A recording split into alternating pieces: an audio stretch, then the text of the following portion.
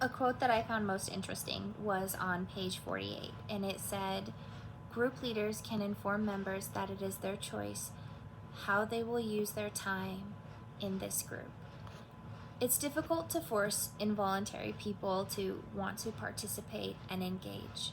By telling them you get what you choose to put into this, allows them to become voluntary in how much they involve themselves in the group. As the saying goes, you catch more flies with honey than you do vinegar.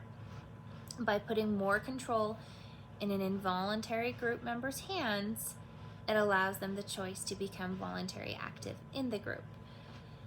In regards to the NASW code and how it kind of safeguards us against liability, I believe that it is a guideline to ensuring social workers' understanding of their role and responsibility when leading a group. It does not give us step-by-step instructions, but rather the standard.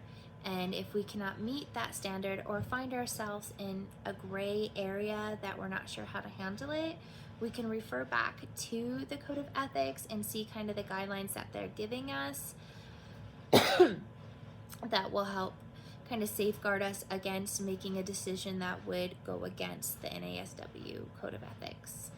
It also states that states the responsibilities we have to clients. When we take on new clients, we as social workers need to ask ourselves if we can meet the gold standard of the NASW. If we cannot meet that standard, it might be time to refer that client to another agency or another person. It's just important to recognize one's limits and where one can improve themselves in the group leadership role. When we are looking to improve in our competence in specific group areas, it would be beneficial for the group leader to research whatever they're feeling incompetent about, look up videos, reach out to other group leaders who may have more experience in that area, shadow other groups.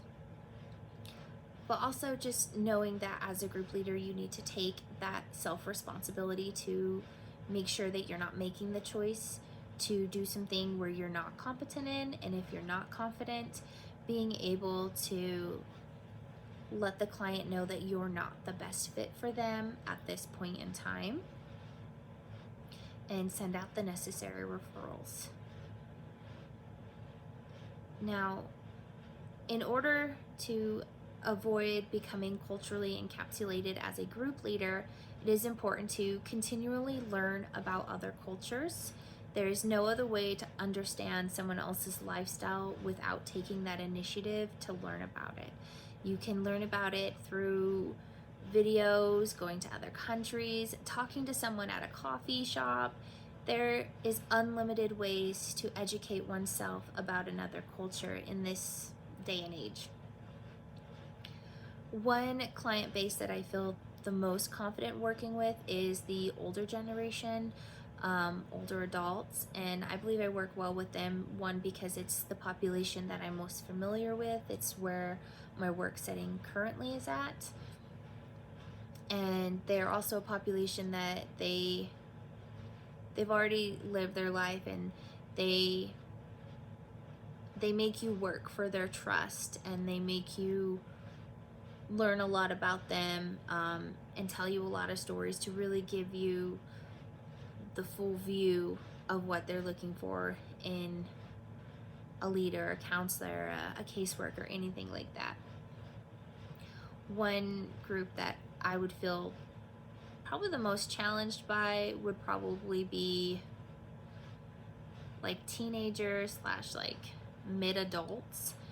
I believe that they're the most challenging because they themselves are still questioning life and decisions and morals, and it'd be difficult to learn approaches to ensure that you're not crossing any boundaries with them, and you're helping them reach where they want to go.